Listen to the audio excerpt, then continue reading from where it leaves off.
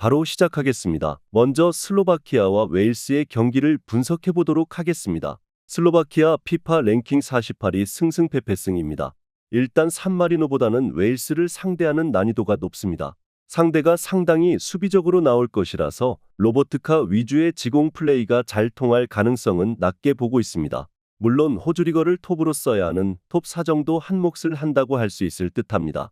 다만 전반적으로 주도권을 잡은 상황에서는 양 메잘라들도 박스 타격에 집중하는 모습입니다. 아이슬란드를 상대로도 4골을 넣고 승리를 거둔 바 있어 득점력이 아주 맹탕일 것 같지는 않습니다.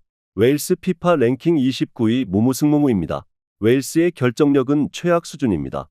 폴란드 전에서도 한 골도 넣지 못하고 승부차기에서 졌고 지브롤터 상대로 0대0 무승부는 너무하다고 볼 수 있었을 정도입니다. 수비와 역습을 주무기로 삼는 팀이기는 하지만 적은 찬스를 높은 결정력으로 골로 연결시켜야 승리를 거둘 수 있는 역습 축구의 명제를 따라가지 못하고 있는 상황은 매우 아쉽습니다. 슬로바키아도 상당히 강한 웨일스의 수비에 고전할 수 있다고 봅니다. 다만 결정력 싸움에서 웨일스가 보여주는 폼이 너무 처참합니다. 그나마 주도권을 쥔 상황에서 양 메잘라들의 박스 타격으로 가능성을 보여준 슬로바키아를 믿어보는 것이 더 나을 듯합니다. 언더 2.5 양상 속 슬로바키아의 승리를 예상합니다. 다음은 이탈리아와 보스니아의 경기를 분석해 보도록 하겠습니다. 이탈리아 피파 랭킹 9위 승무승승무입니다. 역시 공격력이 쉽게 올라오지 못하고 있습니다.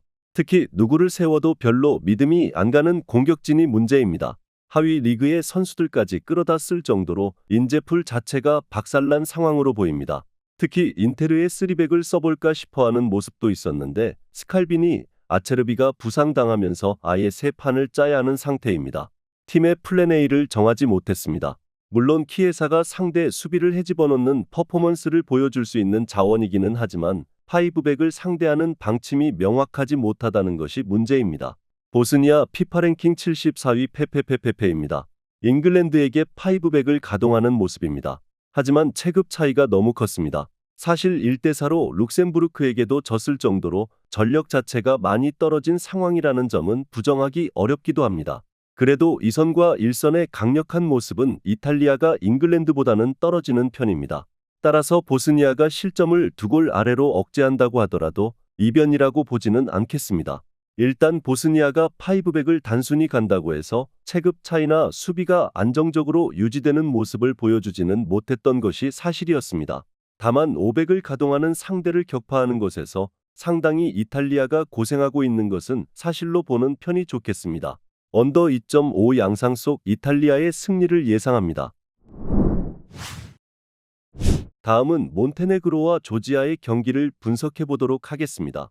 몬테네그로 피파 랭킹 70위 승패승승패입니다. 몬테네그로가 장점인 수비에서 미스를 내주는 모습입니다. 페널티킥을 준 것이야 100번 양보를 한다지만 상대 에이스 데브라이너에게 100패스 미스를 하면서 불필요하게 실점을 내준 점은 쉴드가 어렵습니다. 특히 공격에서의 화력이 부족한 팀이라서 수비가 버티지 않으면 경기가 안 풀린다는 점에서 수비 미스가 상당히 아쉽습니다. 사비치나 마루시치가 없다는 것만으로 수비가 흔들리는 양상이 나온 점이 매우 치명적입니다. 조지아 피파 랭킹 75위 승무패승무입니다.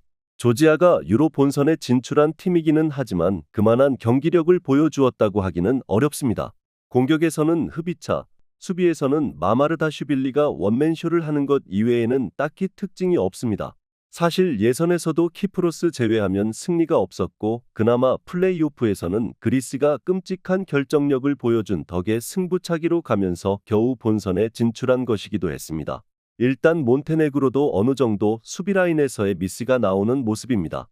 다만 조지아도 유로 예선에서 깔끔한 전술을 보여주었던 것은 아니었고 운이 따라주지 못했더라면 본선 진출을 장담할 수 있을 만한 상황은 아니었다고 봅니다. 언더 2.5 양상 속 무승부를 예상합니다. 다음은 프랑스와 캐나다의 경기를 분석해 보도록 하겠습니다. 프랑스 피파 랭킹 2위 승무패승승입니다. 그다지 전력에 큰 흠을 찾기는 어려워 보입니다. 굳이 흠을 잡자면 그리즈만이 빌드업과 밸런스에 미치는 영향이 크다는 것입니다. 하지만 경기가 안 풀리는 상황에서도 음바페나 덴벨레가 개인 기량과 스피드로 상대를 공략하는 면모는 충분히 보여줄 수 있습니다. 적어도 골 기록에서는 그다지 누수가 없다고 볼 수 있을 것입니다.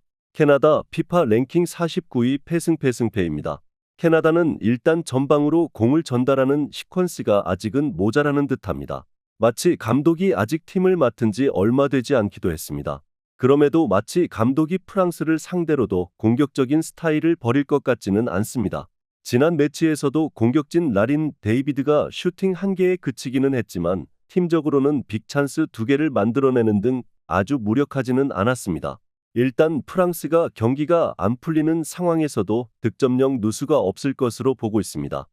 물론 캐나다의 공격적인 플레이가 상당히 인상적일 확률이 없지는 않다고 보고 있지만 아직은 공을 전방으로 전달하는 섬세함은 더 시간이 필요할 것으로 보고 있습니다. 오버 3.5 양상 속 프랑스의 승리를 예상합니다. 마지막으로 아르헨티나와 에콰도르의 경기를 분석해 보도록 하겠습니다. 아르헨티나 피파 랭킹 1위 승패승승승입니다. 아르헨티나가 여전히 밸런스가 좋은 전력을 갖추고 있습니다. 다만 자신들의 홈에서도 에콰도르를 상대로는 아주 고전을 했던 편입니다. 메시가 프리킥으로 골을 기록한 것이 아니었더라면 무승부로 만족을 해야 했을 수도 있을 것입니다.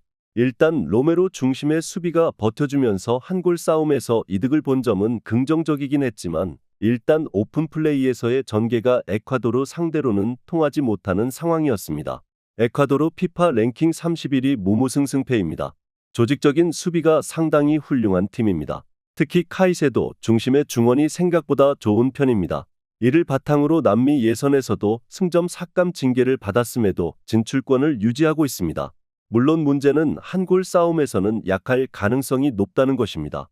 아르헨티나가 공격에 올인하면서 밸런스가 좋지 못했던 시절이라고 보기도 어렵고 에네르 발렌시아에게 크게 의존하는 약점도 극복을 하지 못했습니다.